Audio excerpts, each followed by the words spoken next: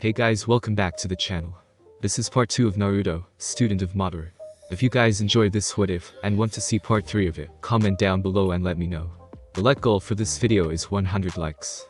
So like this video, to let me know that you're interested in this series, and you want the next part. And go ahead and check out other what ifs in the channel. Before we start, please do support for more awesome content. Don't forget to subscribe and leave a like, and also share this video with your friends. So let's start this video. She was crushed. Why? The boy that had apparently loved her was dead. It hadn't been a month since a certain blonde ball of energy passed on. She wasn't the only one suffering, Hinata was too. She had a crush on the idiot, but she never had the courage to tell him. Now she had lost her chance as well. She was so useless. If only she may have been stronger, she could have been there to help Naruto. But no, she was busy fawning over someone that hated her. She was so blind to the obvious truth that the orange-loving kid with the ocean eyes saw her as the center of the world. But now he was gone, and it seemed the village just felt empty, devoid of emotion. A dark gray had cast itself over the village, leaving all the color behind in favor of the dull, lifeless color. The sun seemed to shine less brightly over the buildings and people, and its light was no longer warm and soothing to the touch, and it wasn't cold either, it was just in between. She missed the warmth she would feel every day, but the warmth she received when around him was almost like standing next to his son. She never got that feeling when around Sasuke, to be precise. All he was, is and will be, cold like the moon. The sun had lost its warmth and the wind was cold. It now rained more often ever since he died, and it was supposed to be called the land of fire, not land of sad rain. Now she knew how Amagakure felt. But why did it rain more often than it ever has? Was the sky weeping and crying over the death of a person whose personality was almost skin to that of the sky, joyous and carefree, freedom unbound? All that space and to do everything you could to the best of their ability, he was like that. Uninhibited by the rules and laws of the world, making only rules for himself and only himself. No one would yell at him. He would get away with everything. Sakura sometimes felt like he was always so lucky to not have parents, to yell at you or punish you. But did she really think like that? What if she would spend a week in Naruto's shoes, and maybe she would understand how he would feel? There was a saying that she sometimes heard in the village: you can't truly understand someone until you walk a mile in their shoes. That statement rang true indeed. The village seemed to return to the status quo, but sometimes wounds took a lot longer to heal than others. Everyone had seemed to have forgotten the blonde, but Sakura could see that they still had scars. It seemed like they hated the blonde for an as of yet unknown reason, that the pincat couldn't fathom. She always wondered why, but she felt that by discovering the secret would cost her more than it's worth. There was one person she would see every day. Someone that was closer to Naruto than she was, Konohamaru. After the orange-loving boy's death, she would check up on the Sarutobi heir to see if he was trying to undo the pain in his heart. But she would be rejected and dejected every time when he would say, "I'm fine, just training." So she just left him on his own, so he could cope with loss himself. But the one statement that pinched her chest was, "Will continue his legacy." That sentence seemed to spark something within her. It felt like there was an opportunity around the corner, but it was nagging at her mind. What was she supposed to do? The potential to be something great in his eyes. So he could look down and be proud of her and her accomplishments. That was something she wanted more than anything. She had sometimes dreamed of ending herself and going up to join him in the other life. But would that truly solve anything? The blonde spent every waking moment he could to make the village a better place. He gave away his money to orphans, the poor and the downtrodden, obviously understanding how they felt. That was one thing she loved about him, his selflessness. He would do just about anything, just about anybody. He was like that, always helping people, no matter if they were friend or foe. Although he was always loud and exuberant, that was always something that made her giggle. She remembered when her team did the tree climbing exercise. Apparently she had near perfect chakra control. Wasn't there something that involved great chakra control? She couldn't remember, but she was sure it would come to her. Tsunade Senju was sitting behind her desk doing what she dreaded most: paperwork, filing missions, approving D ranks. Stuff that didn't even matter. How she would give for a certain rambunctious blonde to call her Bot-chan, despite how she hated that nickname, and yet she let him call her that. Like everyone who knew the sun-kissed blonde, she too was hurting on the inside. It was like a horrid feeling wrenching inside her that refused to leave, like a parasite. She loved the orange lover, as if he was her own son. She had finally found a precious person that she could bestow her necklace upon, but its curse had acted again, had taken the boy away from her. She believed the stories, that in fact the stories were true, that the cursed necklace would only accept her as a bear. She should have done more for him, possibly given him better living conditions, or gave him more money, so he could live. Apparently, Naruto had gathered up quite a bit of money thanks to all the missions he would do. But she heard that he rarely spent it and he only brought things he needed. But there were other things he needed, such as friends, family and love. He spent his money on others' needs that he didn't focus on his own. He had plenty of money. and he rarely met up with his friends, that he never really formed bonds with them, or his friends just thought he was a nuisance and idiot, and avoided him like all the others. He could have gotten better clothing than that jumpsuit, she thought. Naruto, whenever he had gotten any money, after becoming a shinobi, he gave it away to orphans and the orphanage. But after he died, the orphans stopped getting any funds. Even the matron that run the place came in and told her about it, though when she asked, she always said it was signed as anonymous. That boy, heart of gold indeed. That knucklehead was nothing but a kindest spirit, filled with nothing but everything positive, and he was the purest soul you could meet. She believed that he would earn the acknowledgement of the village someday, but now, today or any other day. She turned her head to the left and picked up a picture. It was her, and the sun-kissed blonde, on the road back to Konoha, where she would become Hokage. In the picture she was hugging him, and they were both smiling wildly. He really was like a son to him, but now he was gone. Thanks to the Uchiha, she issued a capture on site order. If her ninja ever saw him, she wouldn't kill him, that's not what he would want. Plus the civilian council and the elders pulled some strings and passed her judgment, because they needed the Sharingan. What a load of bull. She thought angrily. The Sharingan was an asset the councillors believed was vital to the power of Konoha. They also claimed, since the Sharingan could control the tailed beasts, that they don't even need the Kyuubi. But there has never been an Uchiha that could fully control the power of a Bijuu since Madara Uchiha, so therefore it was unlikely. Tsunade was brought out of her musings when she heard a knock at the door. Wondering who it was since she sent Shizune on an errand that needed to be done, she ushered the person in. To her surprise, it was Sakura Haruno, Naruto's teammate. Now she was confused. What does she want? When Tsunade first laid her brown, honey eyes on the pinkette, the very first thought that came to mind was fangirl. That thought was even furthered when she saw Sakura embrace Sasuke, as if her life depended on it. She also saw the pained expression Naruto had when she hugged Sasuke, that spoiled brat. Tsunade had met and seen many fangirls in her long life, and all were obsessed with their love interests, looks, talent and coolness. Most of which didn't matter, and most times the catcher of their eyes weren't interested in them. So basically they were chasing after mirrors. Sakura was no different. She was probably the biggest fangirl the girl had ever seen. And there wasn't anything special aside for Sasuke, other than he was an Uchiha. If he had the Mangekyou Sharingan, then he was worth something. Their thoughts were broken when the pink-haired girl's voice broke the silence like a stick. Tsunade-sama, I wish to speak with you, she said.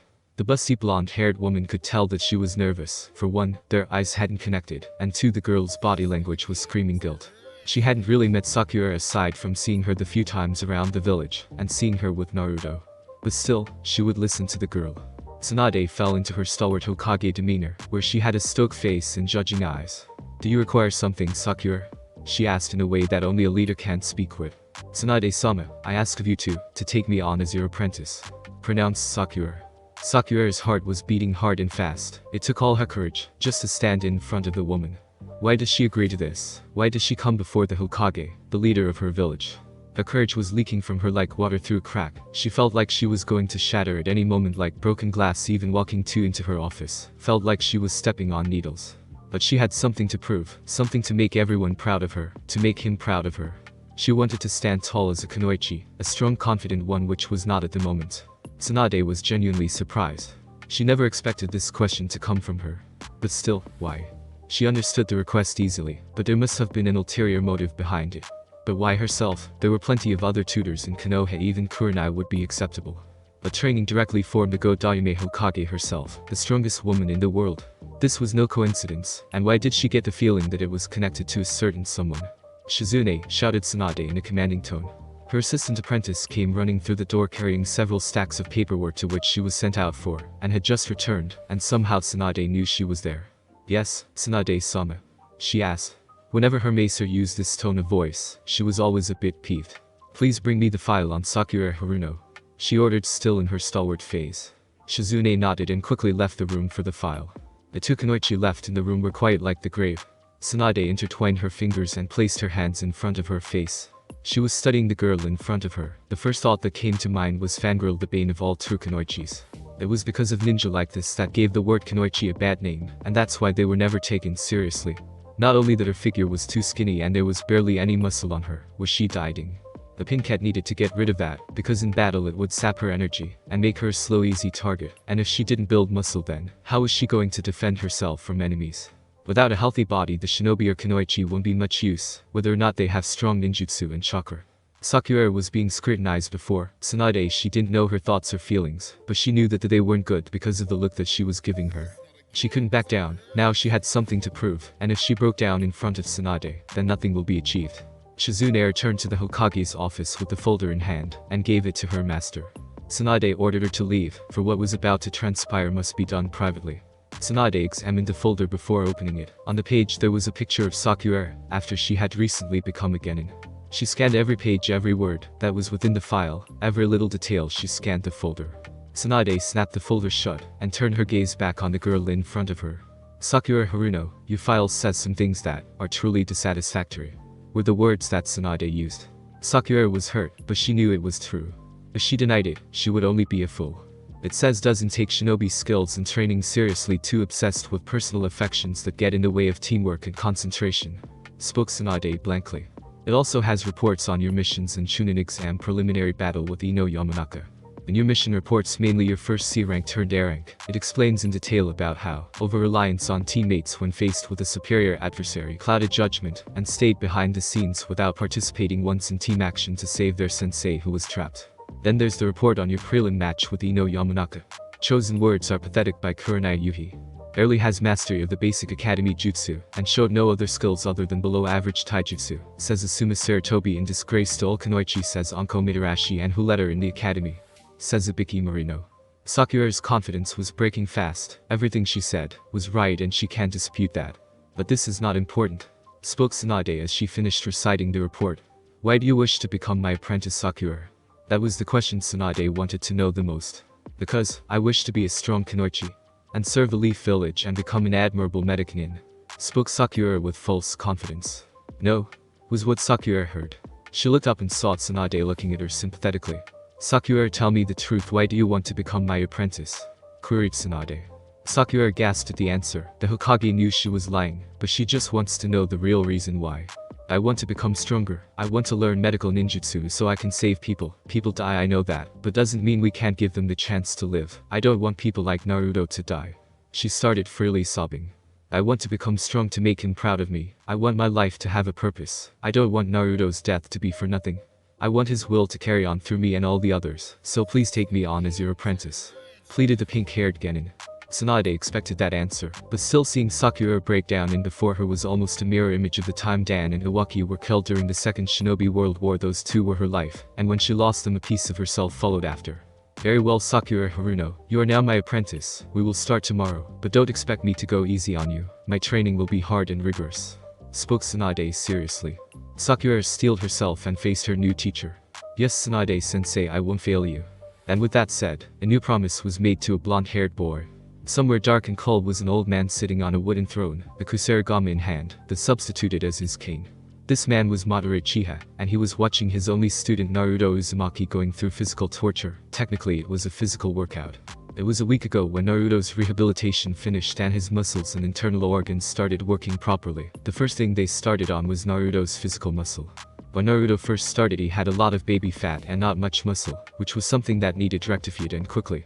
Madara knew that the blonde needed to be in peak fighting condition where he one day shattered stone with one of his punches. So he forced Naruto into his training by doing 1000 push-ups, 1000 sit-ups, 1000 squats and 2 hours of non-stop running. To Naruto, Madara was a slave driver. But the blonde never complained. After Naruto had woken up, Zetsu brought him some new clothes after his old ones were destroyed by his new sensei. His new attire consisted of a leather vest, Anmu-style pants, fingerless leather gloves, and a pair of black ninja sandals. When questioned how Zetsu got them, it didn't answer, but the white half did. It explained that the big flower was growing even more white Zetsus, and that the artificial humans can turn into other people, and they bought the clothes with fake money. So that was how Zetsu got the clothes. No more questions were asked. Surprisingly, Madara had a quaint knowledge of Fuinjutsu. He immediately created gravity seals designed for Naruto to increase his speed, strength and physical mass. And it was a great plan. Already Madara was able to see the results of the tour training he had Naruto undergo. There was the faint buildup of muscle where the body parts that Naruto targeted. Someday that muscles would become hard as wood. Over the week Madara had gotten to know the hyperactive blonde and he was intriguing. Even after dropping the psychological mask, Naruto still held on to some of his tendencies. He had a peculiar obsession for ramen, calling it the food of the gods. He still liked the color orange, despite the verbal beating he got from Madara, saying that orange was a stupid and useless color. To which the two argued for hours on end, saying whether or not orange was or was not a stupid color, but Naruto sported a small smile afterwards. But now Naruto was a quiet and reserved individual. He never complained, well, not to Madara anyway, and he smiled less. And it seemed like Naruto was really bitter towards the people of Konoha, which was what the old Uchiha wanted. The great change to Naruto now was that he was a perfectionist that didn't stop until he fully mastered what he was learning, which reminded Madara of himself. But the most amazing thing about his student was that he had untapped potential lying within him, as if a great flood was being held back by a wall made of sticks. He didn't need the Sharingan to see it. Even without the Shadow Clone Jutsu, it was there. He was pleased that Zetsu brought him the boy. He now had a powerful weapon to carry on his legacy, and will and complete what he had been planning for years. But one thing he did take offense to was the quality of the shinobi of the current age, where the elites were unable to capture a blonde-haired boy wearing a bright orange jumpsuit in the middle of the day. But now he was pondering whether or not to start teaching Naruto elemental manipulation, but to do that he would need to discover Naruto's chakra nature. For if he was going to use the boy, he was going to make him as strong as possible, because he was now unable to do much. In a way, Naruto reminded Madara of his younger brother Izuna. In more ways than one. They shared the same determination and quiet nature, and were similar when it came to fighting, focused and quick thinking. But one thing about the blonde that surprised Madara was Naruto's deceptive nature. The boy was cunning and tricky. Madara likened him to a fox, ironic considering he was a container for massive orange fox with 9 tails. Maybe that's where he got his love for orange. But this talent would certainly be a boon in the future. Madara never knew what Naruto was scheming. It was well hidden by a wall of words, but Madara had a feeling that Naruto was planning something. And speaking of the fox, it seemed that Naruto was able to retain his incredible healing ability. Now he could use the Shadow Clone Jutsu to full effect without any negative drawbacks. The future, thought Madara. The ancient Uchiha knew he didn't have much time left, even well connected to the statue that was keeping him alive. He had about 3.5 years left before the statue stopped giving him chakra to sustain himself. But there was one thing on Madara's mind that gave him pause. The Kyuubi attack. The beast was sealed in the boy by the Yondaime Hokage, but why would the fox just randomly attack the village, when it had the chance to escape and be free? By attacking the village, it had another chance to be sealed again. Unless someone was controlling it, couldn't have been his enemy, Hashirama, because he was dead, and Zetsu told him he was sealed. So who could it have been? Another Uchiha. Zetsu, yelled Madara hoarsely. In a few minutes he could see the Venus flytrap that opened up to expose his head. Yes? Asked the black half. Why did Madara call for him? The last time he visited was when he gave Naruto his new clothes. Find out everything you can about the Kyuubi attack 13 years ago, and see what could have caused it, and who was controlling it, commanded Madara. The white half was confused. Why would he care about the Kyuubi attack? But the black half understood fully. I'll check it out, said the black half. He was about to sink in the ground before the white counterpart spoke up. Oh, and here's the papers you wanted, spoke the white cheerfully. It handed Madara the papers and sunk into the ground. Madara examined the papers. Yep, perfect. Naruto, called Madara. Naruto stopped on his 924th push-up and just stared at his sensei curiously. Madara called him over and began to explain chakra natures and affinities. Naruto, you see this in my hand, said Madara. Naruto just stared at the papers. What was so special about them? They were just papers. Pieces of paper, he answered blankly. That was another thing about him that was new. After dropping the mask, Naruto was now devoid of emotion, or he just never revealed his emotions, but Madara believed it was the latter. Yes and no.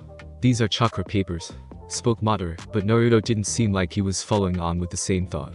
These papers are grown from a tree that is infused and grown from chakra. They are able to tell you what affinity you have to one of the basic elements: fire, water, wind, earth, and lightning. Each one has their own strengths and weaknesses, and other special relationships with one another. Naruto just nodded, now knowing that they were quite interesting papers. Now, I have little doubt that you have a fire affinity in part to my blood that's running through you, spoke Madara. Wait, sensei? Asked Naruto.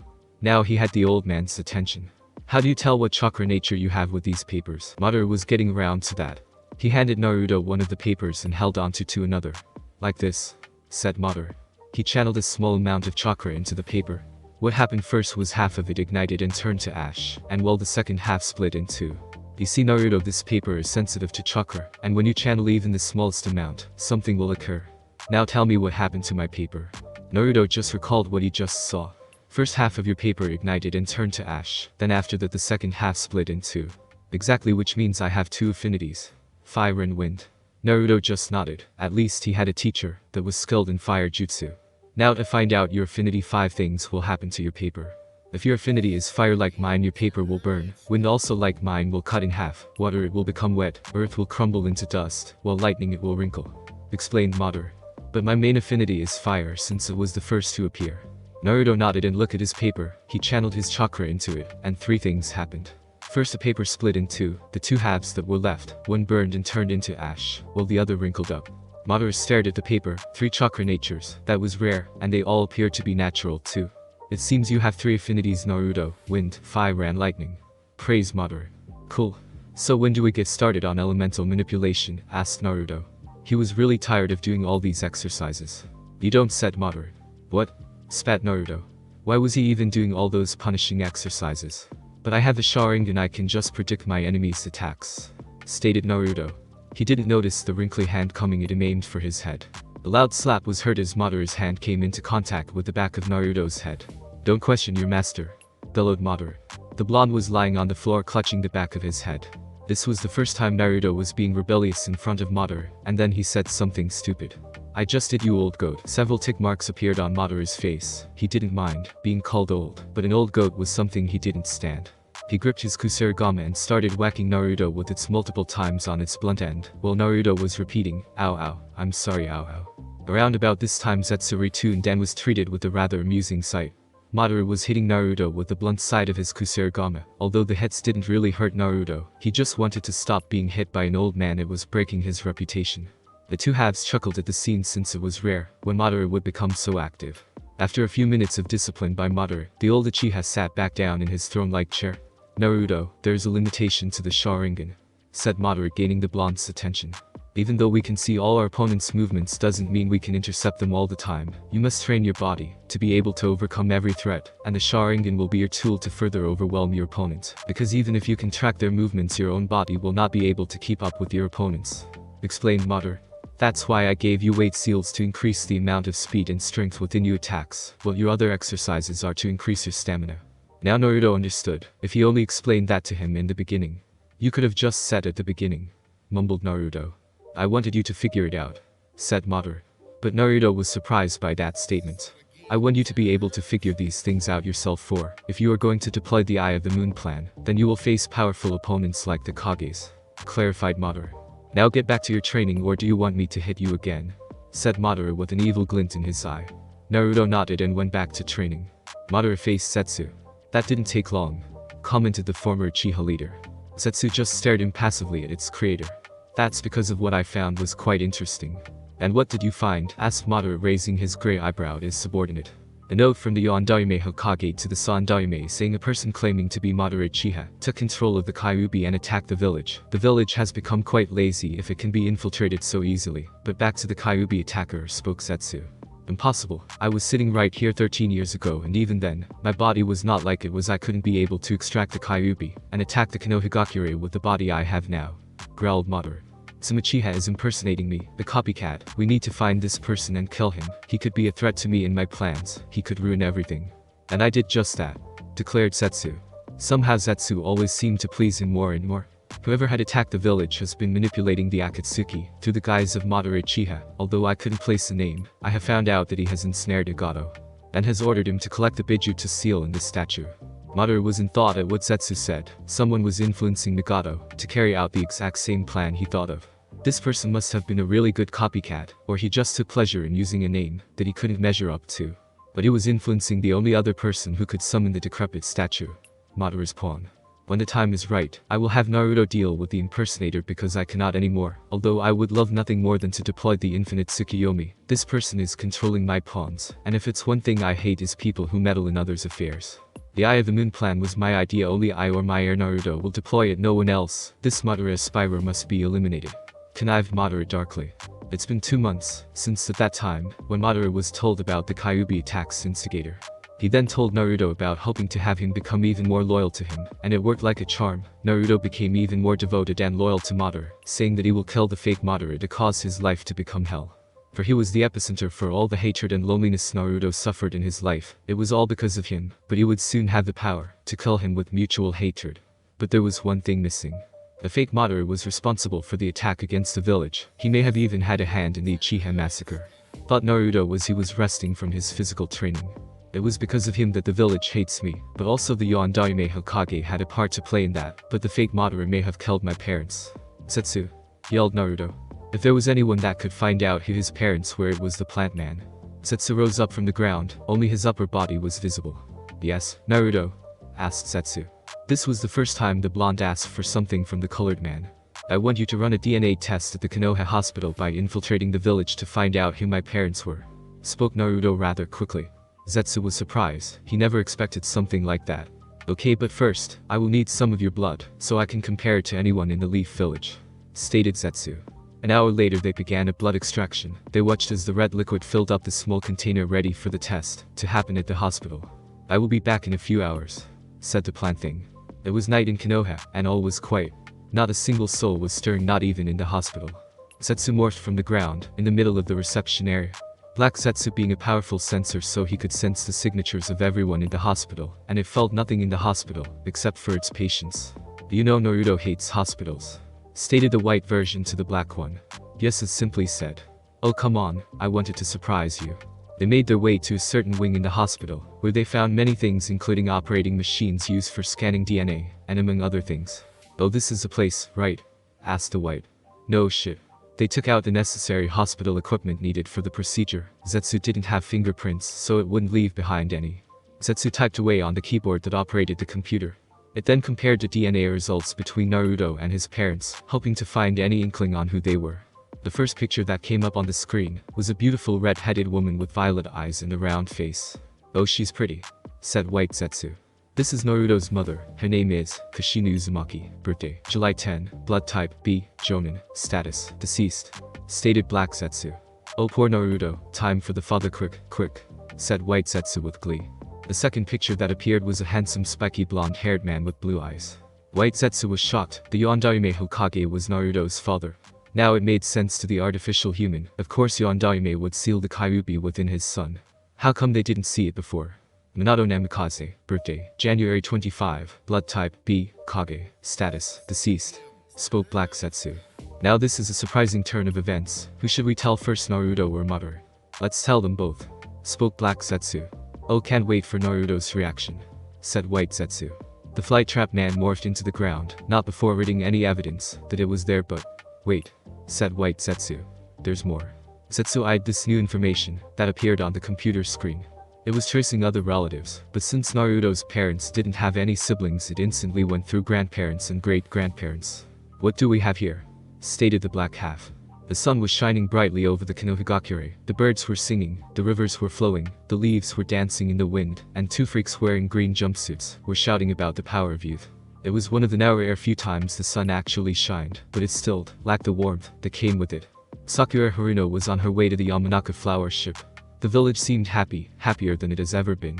But Sakura, she was just normal. In fact, she wasn't even overjoyed that she was apprenticed to Tsunade. She didn't know why, but hopefully she may find the answer to the question, in time of course. The flower shop was now in sight, and she could see her best friend Ino Yamanaka behind the checkout examining her nails for the 17th time that day. Sakura sighed at the image. Some people never change. Ino used to do that when they were younger, all the time. She opened the Yamanaka flower shop door and heard a ring of the doorbell. Ino was broken out of her stupor when her best friend walked in. Hey Sakura, greeted the platinum blonde. Hey Ino, greeted Sakura back. So I heard the news, said Ino, trying to start up a conversation with the pinkette. What news? Asked Sakura. Oh, you know, there's been word that a certain pink-haired genin became the apprentice to the Go-Daime Hokage, Tsunade Senju. Spoke Ino in an informative tone. But those have to be rumors, since they never said anything about your massive forehead in it. What you say, Ino pig? Screeched Sakura, flames of feminine fury flickering off her form. You heard what I said, billboard brow, said Ino, grinding her teeth together. Their noses were inches apart, and they looked like they were about to tear each other a new one, until Kiba walked through the door. Hey Sakura, hey Ino, said Kiba with a happy grin on his face, totally unaware of the raging behemoths in front of him. Get the fuck out, Kiba. They both yelled at the same time as they threw bouquets of flowers at him, which somehow against the laws of physics propelled him out onto the street, a trail of blood flying of his lip, and his eyes were white and white. Kiba felt like a mountain had just hit him while being kicked in the gut by a donkey. Today just wasn't his day. At the same time, Shikamaru walked around the corner, and saw Kiba unconscious on the ground, sporting a large bump on his head, and a trail of blood at the corner of his lip, and possibly some cracked ribs. When Shikamaru looked to his right, he saw Ino and Sakura arguing, more like screaming like raging banshees and calling each other names. Troublesome, muttered Shikamaru as he stepped over Kiba and continued on his path. Whoever had the thought that women were sensitive creatures by nature must have been stupid at the time. I mean seriously, this is why I don't get my mom mad, she's dangerous enough as it is. But back to Sakura and Ino. You're so lucky, Sakura, I mean being apprenticed to the Tsunade of the Sanin. Do you know how many women would kill or maim for that position? Commented Ino.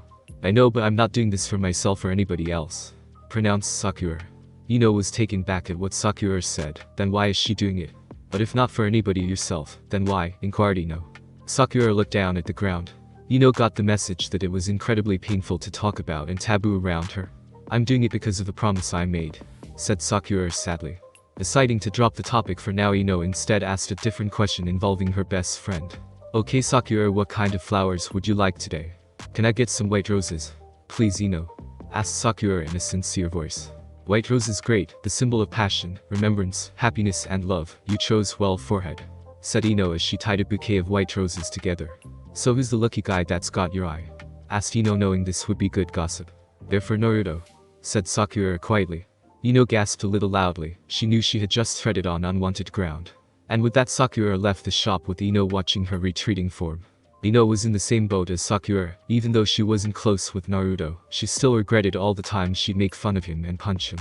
If only she could take them back and tell him how sorry she was. She felt guilty over the fact that she was a bully towards him, and her mother encouraged her to bully him, while her father disapproved of it, knowing something she didn't. The walk to the cemetery was quiet and quick. Sakura was on autopilot, her mind preoccupied with everything she wanted to do with her former blonde teammate, but now that would never happen. When she reached the cemetery, she walked over to the Naruto's headstone, but she wasn't the only one that was there. Hinata was standing there as well. Everyone in their academy days could see that Hinata liked Naruto, and somehow Naruto was so dense that he never noticed. Sakura walked up to the tombstone and laid the white roses in front of it. Hinata didn't seem to acknowledge her presence. When Hinata had heard that Naruto died, she didn't cry, she didn't vent her frustrations, she didn't blame anyone, she just became detached from everyone. A few minutes of silence. Hinata left the cemetery, maybe to give Sakura some alone time, or just because she wanted to. Deciding that now that they were perfectly alone, Sakura said what was on her mind.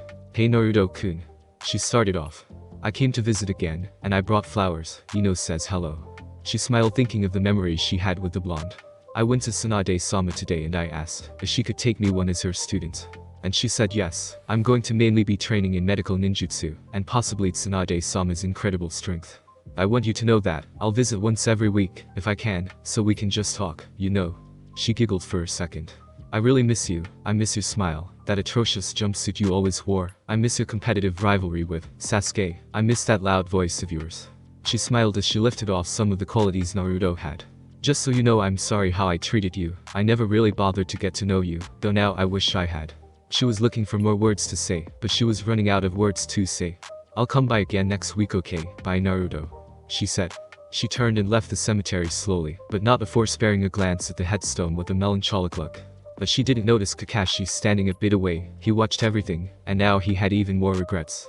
He felt like it was because of him that Naruto won't be living life with someone that loved him. He also possibly stopped a future life ever growing in the future. And if he could rank his regrets, Naruto's death was one of Kakashi's greatest. He walked up to the headstone, and just stared at it impassively, no thoughts running through his head. He was standing there for hours on end, unflinching and silent, not even thinking, except for the memories of his time with his sensei's son. Believing he had spent enough time at the cemetery, he walked away saying a silent prayer for his student. Until he was shaken from his thoughts by a loud voice. Kakashi, my eternal rival, today we must bathe in the springtime of your youth, roared an enthusiastic voice. It seems he was going to do another of Guy's challenges today. His shoulders slumped in depression. He was going to be hounded by Guy until he did one of his challenges again. Tsunade was sitting behind her desk doing the bane of all Kage's paperwork. She opened her drawer and took out a bottle of sake that she got for herself, even though she would get a tongue lashing from Shizune for drinking on the job. It didn't matter, since she wanted alcohol, and it was her favorite pastime. Besides, she could handle Shizune and her wicked tongue anytime. She took a swig of the alcohol, and bent back in her chair, enjoying the position, and the taste of the liquid in her mouth. There was nothing that could break the peace and quiet she was having now. Everyone's emotional wounds seemed to have healed after her favorite blonde's passing, but there was still some that were bleeding. She took another swig when suddenly one of her Anbu agents appeared kneeling in front of her, causing her to spit out her drink. Hokage-sama, there was a breach in security of the village less than 24 hours ago, informed the Anbu. What? She yelled, and she regained her composure shortly after that. How did this happen? She demanded. Less than half an hour ago, a Chunin stationed at the hospital searched over the video recordings last night and he found the intruder on the video strolling through the hospital. This person was wearing a black cloak, emblazoned with red clouds. Continued the Anbu agent. Akatsuki, but what would they want with the hospital? She thought. Bird, was there anything else that the camera feeds picked up? The Anbu agent, now identified as Bird, nodded. After the Chunin reported the disturbance to the Anbu, a team was sent over to study what was found, but what we found should only be for your eyes only, Hokage-sama, said Bird. Tsunade thought over what she would need to do. Get me Shizune, Shikaku, Kakashi, and Jiraiya, knowing the pervert he could be at the hot springs, ordered Tsunade. At once, said Bird as he disappeared in a whirlwind of leaves. Tsunade got up behind her desk and started walking to the hospital. When she arrived, there was already a team of Anbu members waiting for her. They bowed in respect and took her to the security room where all the tapes at the hospital were made. When she entered the room, Shizune was already waiting for her, with her master's pet pig Taunton in her arms, along with Shikakunar, who gave her a nod. Though she expected Kakashi to be late, but Jiraiya wasn't here, until the door opened behind her and trotted in Jiraiya with a serious expression carved into his visage. Okay Hime, what was so important that it had to interrupt my research? Asked Jiraiya, a little peeved at the situation. Tsunade gained a tick mark on her forehead at the pervert's words. Even after Naruto's death, he was still focused on writing those perverted trash. The village had been infiltrated during the night. We're soon going to look at the footage, but I want Kakashi here for this, said Tsunade as her annoyance over the Toad Sennin faded. Jiraiya, Shizune and Shikaku were surprised and worried. Konohagakure was one of the most difficult places to sneak into. It was just as hard to get into like Omagakure and their security. You needed to be a master of stealth, just to get past the sensory barrier that surrounded Konoha, but to freely walk in with a black cloak with red clouds on it without drawing attention to yourself was near impossible. When Itachi Uchiha and Kasame Hashigaki entered the village looking for Naruto, that was different. Itachi was a former Konoha Anbu captain, so of course he knew of the village's defenses and a way to get around them, and Kasame had assassinated other countries' daimyos and gotten away, so he at least was an expert at stealth. An hour passed and yet Kakashi had yet to arrive. Tsunade gained a tick mark at his tardiness. Another hour passed and Tsunade had gotten another tick mark at Kakashi being 2 hours late.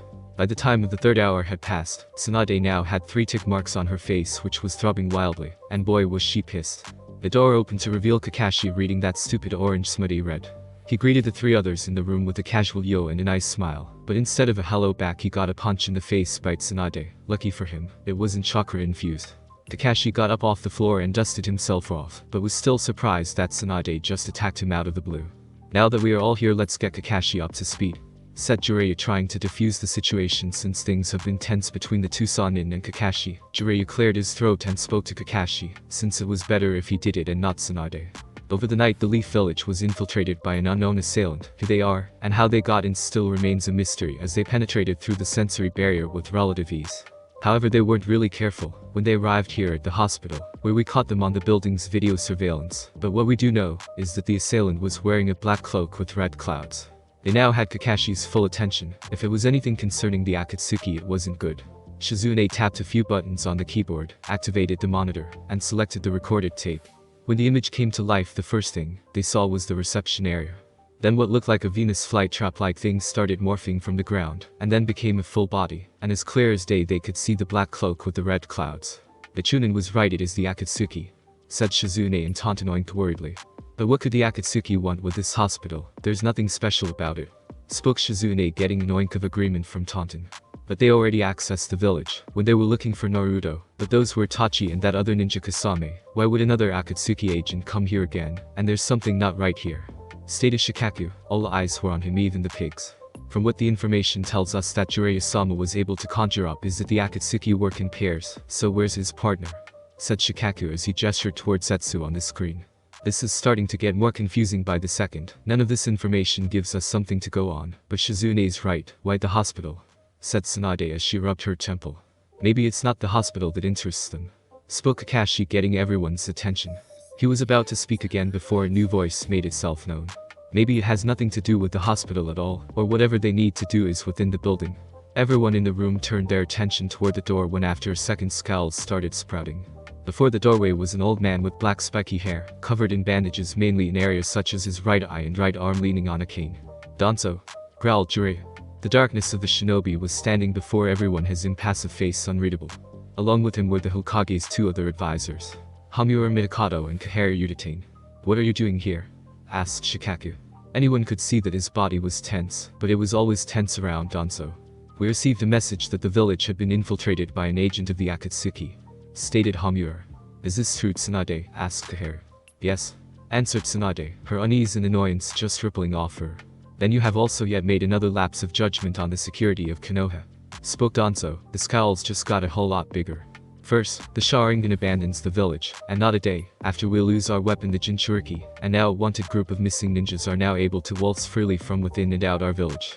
Those circumstances were not her fault, defended Shikaku. It was Uchiha's own choice to leave the village, and it was his choice to kill Naruto, and we have no idea about the capabilities of the rest of the Akatsuki. Danzo didn't seem fazed, but he knew this was not a battle he could win at the moment. All the 7 people in the room turned their attention back to the screen, where the plant thing opened up to reveal a man, one half completely black and the other white with green hair. Peculiar, said Hamura. This person's appearance was strange to say the least. But being half-colored was not the weirdest to Hamura, it was the flight trap-like appendage. They watched as the black and white man walked through the hospital to a certain wing. When he arrived, Shizune and Tsunade instantly recognized it as the room where all the blood tests and all other things concerning blood is performed. Then the plant thing took out a small vial of red liquid and scanned its contents into the monitor. And what appeared next made everyone freeze. It was a picture of Kushina Uzumaki, the red hot-blooded habanero. They were unable to hear anything the person was saying because the video doesn't record sound. They paused the monitor again and decided to have a chat. Why would the Akatsuki be interested in Kushina? She's dead, inquired Jiraiya. Maybe it had to be the fact that she was the former Jinchuriki of the Kyuubi, answered Shikaku. Shikaku was later given knowledge of this as the village's head Jonin, and Tsunade also knew, of course, being the Hokage, and she also informed Jiraiya and Shizune. No, it's something else. But what? Said Tsunade as she bit her finger. They continued to play the tape where they saw something else that shocked them. An image of Minato Namikaze appeared on the screen. Okay, that's it, I give up. What do the Akatsuki want with dead people? Yelled Tsunade. The pieces of the puzzle were not fitting together. None of this made any sense. Tsunade studied the image of her predecessor and Jiraiya's former student. It was amazing how no one figured out that Naruto was Minato's son. I mean, come on, the kid was a younger clone of the man. That's it, Naruto. Jiraiya, Kakashi, do you think this has some connection to Naruto? Asked Tsunade. No, nothing comes to mind. Naruto is dead. I don't see why the Akatsuki are interested with him now, since the Kyuubi's chakra has dispersed, responded Kakashi. Same here, Hime, but I don't see why the Akatsuki would care about Naruto's parentage. They wouldn't care if he was Kami's kid. This doesn't make any sense, said Jiraiya as he rubbed his hand through his hair. They watched the rest of the recording, and they were back to square one. In fact, watching the video, it just made things even more confusing. Questions needed to be answered, but the only people who had the answers were the Akatsuki. But confusing thoughts in their minds, all the occupants in the room left, except Jiraiya, who kept staring at the monitor in front of him. Why Minato and Kushina? What do they have to do with anything the Akatsuki planned? At Miyabakizen, the Great Toad Sage was pondering whether to tell Jiraiya that Naruto is still alive. He had argued with himself for hours whether or not to tell him. But in his prophecy, he said that either a greatest savior or destroyer would come about in the world, but it was not his place to decide such things. In the end, he decided to withhold the information from Jiraiya until it was truly necessary. He would just observing all creation, watching as nature takes its course. But he would tell Jiraiya of the new news he had received, something which would ultimately decide the course the world will take. Hey, you old geezer, wake up, yelled Shima, Toad Sage of Miyabakizen. Ma, you shouldn't call the Honorable Sage such a disrespectful title, berated Fukasaku, another sage of the Maze Mountain. Shut up, you old fart. We've been sitting here for hours and now dinner is all cold. It's not easy being a housewife, you know, yelled Shima. Stop calling me an old fart, you dusty bag. And who cares about dinner? Bit back Fukasaku. I care, since I'm the one doing the cooking.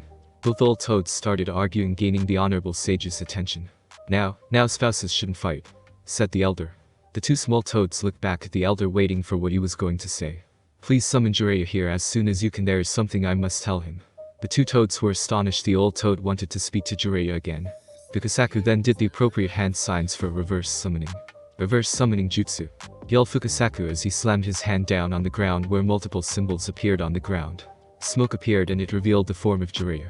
The Sannin was flabbergasted. He never expected to be back at Miyabakizen. Fukasaku-sama, asked Jiraiya.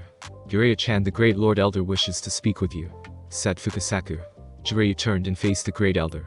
Will you hurry up? I wanted to have dinner, shouted Shima. Her annoyance was very well known at this point. Ah, now that we are here, who are you again? Said the Elder. Everyone seemed to deflate at this. Jiraiya, yelled Shima. She wanted to get this over with and go and make dinner. Oh yes, Jiraiya, I have summoned you here because I have had another vision. Another prophecy, said the sage. What was in your vision? Asked Jiraiya. If another vision had been made, it was either good or bad. In my dream, I saw a great beast, a fell creature. It created countries, swallowed oceans, split the land, carried mountains, and with its breath spawned hurricanes, and its mere presence alone will immerse the world in terror. And yet this creature is a part of nature, and nature is a part of it, spoke the sage. Jiraiya was scared this beast didn't sound all that nice to him. This beast will come to our world soon, and with it probably our destruction. It is the harbinger of the end days. When you hear it's how you will know that it has come, spoke the elder sage. This seemed to depress everyone else in the room. That was not a good way to start a prophecy. However, there was someone else in my dream, continued the elder sage. Who? Asked Jiraiya carefully. He needed to find this person and possibly save the world. I cannot say, this being was clouded from me, answered the sage. But this person was forged from darkness and fire, bears the scars of the winds of war, and the tides of sorrow hammer against him. He carries the hatred of 1,000 men and the love of none. He holds up the pillars of the earth, and his power sparks hope and fear in the world. He will rise and subjugate the beast. Jiraiya gained some relief of who the sage described. But that one word seemed to awaken something in Jiraiya. When he does enslave the beast, he will either bring salvation or despair, depending on which path he takes, spoke the sage. It opened its eyes and examined Jiraiya. To unearth this person, you must stare into the eyes of the abyss and shadows, and it will find you. Is it? Asked Jiraiya. Yes, that is it, spoke the sage. But Jiraiya, this person may be an even greater threat than the beast. With those words, Jiraiya was sent back to where he was summoned. Jiraiya found himself in the Hokage's office. His sudden reappearance startled Tsunade. Jiraiya, what happened? Where did you go? Shouted Tsunade. Jiraiya cowered under the glare. He then started to tell her everything the sage told him about the great beast in the person of fire. The great beast that swallows oceans and the man that bears the scars of the winds of war. Tsunade was baffled. Jiraiya, do you think this beast is the Kyuubi? Asked Tsunade. No, I don't think so, Hime. I believe that this beast is even a greater threat than the Kyuubi, answered Jiraiya. And what of this mysterious person, the one with eyes like the abysses? Said Tsunade. I don't know, Hime, this is all that I was given. I'm just as perplexed as you are, said Jiraiya. But there was something that the elder warned me about, said Jiraiya, gaining Tsunade's attention. He said that this person may be an even greater threat than the beast, spoke Jiraiya with a grim voice. They both sat in the room while silence reigned over them. At dark, the dark hovel with Madara and Naruto. Madara was having a nap, since he's old. Naruto was resting, sleeping soundly, until Madara got up and whacked him over his head with the blunt side of his Kusurigama. Ow. What was that for? Yelled asked Naruto. We are now going to begin the first part of your true training, Naruto. We are going to begin elemental manipulation, explained Madara. This got Naruto excited because he was fed up with all the physical exercises. I believe that your physical body had adjusted well to all the exercises. Naruto got up and took off his black vest, and he was right. Naruto was now well built. He wasn't overly muscular, and yet he wasn't skinny as a twig, and he was lean and fit, a perfect combination. Then Madara finally took notice of the necklace around Naruto's neck. It had a green crystal in the middle with 2 accessories on either side. Madara had seen that necklace before. Naruto, said Madara. Naruto turned to his sensei after putting his black vest back on. Where did you get that necklace? Asked Madara. Naruto looked down and saw the necklace hanging by his neck. I won it in a bet from the old woman who hides behind a genjutsu to make herself look young, answered Naruto. Tell me, I wish to know, did that necklace belong to the first Hokage? Inquired Madara. Yeah, it did, answered Naruto confusedly. Madara didn't respond, but he was thinking of something that could work. Doesn't matter, Naruto, since we have discovered that you have 3 chakra natures, all of which are natural. We are going to start with the one I am most familiar with, fire release. The ancient Uchiha tapped his cane scythe, and out came some random white Zetsu. The white Zetsu kneeled in front of Madara like a loyal dog that obeyed any order. The old Uchiha lifted his Kusurigama and channeled chakra into it, and decapitated the head of the white Zetsu, and then it turned into a tree. These Zetsus are basically clones made of the first Hokage's DNA. I channeled my Yang chakra through my scythe, and used the flying swallow jutsu simultaneously. That's why this dead Zetsu turned into a tree, when it came in contact with my Yang chakra. I don't understand, said Naruto. But Madara expected this. I will explain. There are 2 types of chakra in this world that people can utilize. Yin chakra and Yang chakra, said Madara. Yin chakra is making imagination into reality, and is the spiritual energy that is talked about. While Yang chakra is breathing life into form, and it is the physical energy. I see, so when you killed the clone, you breathed life into it, then it became a tree, said Naruto. Exactly, my young apprentice, but let's get back to the original reason why I killed this Zetsu. Madara plucked a leaf from one of its branches and held it between his fingers. In order to strengthen your fire jutsus, you must be able to take fire manipulation to the highest level. In order to do this, you must be able to convert a certain amount of chakra into fire, and burn this leaf fully. Madara then plucked 2 more leaves. For wind and lightning you must do the same, however each element has different personalities you could say, for usually our chakra nature is taken right out of our general personalities. So what is the personalities of fire, wind, and lightning? Asked Naruto. For fire, imagine your chakra as a ball, then compress the ball and release all that energy at once. Although I don't have lightning nature I can still teach it to you. For lightning, imagine your chakra as fast streaks arcing about at irregular intervals. And for wind, cut your chakra in 2, and then grind them together like sharpening a blade. You're quite lucky, Naruto. Why? Asked Naruto. The 3 natures we have talked about happen to be the most offensive and combative elements of the 5 basic natures, explained Madara. He coughed a little after the sentence. Zetsu calls them the triple THREAT'. But won't I need to learn any defensive jutsus? Questioned Naruto. That's why we have the Susanoo, clarified Madara. Susanoo, said Naruto. It's when you use both the Madarasu and the Tsukiyomi at the same time creating the perfect defense, spoke Madara. Now start your fire manipulation training, or do you require some more discipline? Naruto nodded and he was about to start training, when Zetsu appeared between the two. Zetsu, said Madara curiously. Hello, this is great, you two aren't taking your nap so now we can tell each other what we have discovered, said White Zetsu happily. Spit it out already, snapped Madara angrily. Well, Naruto's thoughts on his master was is this guy bipolar? What we have discovered is quite entertaining, said Zetsu. Zetsu took out 2 folders from within his robe and handed one to Naruto. Naruto opened the folder to see a beautiful red-haired woman with amazing violet eyes. Who is she? Asked Naruto. This woman was amazingly beautiful. That is your mother Kushina Uzumaki, said Zetsu. Naruto gasped and his eyes widened. Now that he looked at the folder he could see some resemblance between them, such as the shape of their faces and the shape of their eyes. There's more. Once we infiltrated the hospital, I allowed myself to be viewed by the security surveillance, where later the Hokage and several high-ranking shinobi went to watch the tape, and I discovered something. This gained Naruto's attention. It turns out that your mother was the Jinchuriki of the Kyuubi before you. That seems to explain a lot of things, said Madara now that he thought about it. Maybe when your mother was carrying you within her womb, you subconsciously absorbed or inherited some of the Kyuubi's chakra, resulting in those whisker marks, continued Madara. This could present ourselves with an opportunity to fuel the Jado Mazo with the Kyuubi's chakra, yet it could cause you to lose your startling recuperative powers and other powers you inherited. Naruto was absorbing everything. His mother was the container of the Kyuubi before him, and they now had the chance to further the Eye of the Moon plan, but at the cost of all the powers the Kyuubi gave him. And from what the folder said, his mother was dead. Yes, but that is not the most surprising thing, spoke Zetsu, cutting everyone off from their thoughts. It's your father is that's the most surprising. Zetsu then handed Naruto the other folder he had. Naruto took the folder and opened it up, where he received the shock of his life. There right in the folder was a picture of the Yondaime Hokage, Minato Namikaze. Is this my? Said Naruto with a cool tone of voice. Yes, answered Zetsu. Naruto stared at the picture of his father. So many feelings running through him, but mainly anger, rage, animosity and hatred. Madara was watching his student carefully. He then turned his gaze upon 4 more folders within the plant man's hands. Back to Naruto. Without even knowing, Naruto channeled chakra to his right eye, where the pattern of his Mingekyo took shape. His 3-pointed scythe pattern appeared in his eyes. Whenever Madara saw those eyes the air would become denser, and the light would become darker. His left eye started to bleed as he performed the first of his Mingekyo's abilities. Amaterasu, whispered Naruto. Instantly the folder of his father was set ablaze by the black flames being reduced to ashes in seconds. Naruto was angry. His rage was consuming him. His own father was the one that condemned him to a life of misery and loneliness, and the Sandaime Hokage said that he didn't know who his parents were, that he found him in a forest, but he lied right to his face. He knew all along. Jiraiya, he knew, of course he knew. Kakashi as well, he must have known, and Tsunade, she was in on the loop too. He should have seen it sooner. All the attention that Jiraiya and Sarutobi gave him, they wouldn't care about some random orphan, they would care about the son of the Yondaime and the Kyuubi container. They all knew the Sandaime, Jiraiya, Kakashi, Tsunade, they all knew, but they kept it from me. They kept the identity of the people most important to me, thought Naruto. Then he screamed at the top of his lungs, letting out all his anguish, and yet he unconsciously activated both Mingekyo.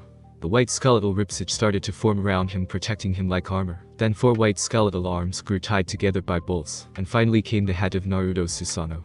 Naruto's Susanoo was completely white in color.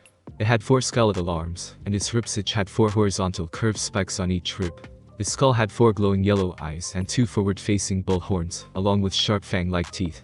After Naruto had stopped screaming, he examined his Susanoo, and he was impressed. Before he looked at Madara, his teacher. "I am the curse of hatred," said Naruto grimly and with a dark look in his eye, which was only enhanced by the Susanoo surrounding him. Then his Susanoo roared as well, howling like a wolf. Madara just smirked. He now had the blonde's full loyalty and devotion, and his Susanoo was rather impressive as well. "Zetsu," commanded Madara, still with that unrestrained smirk. Zetsu jumped a little at Madara's tone.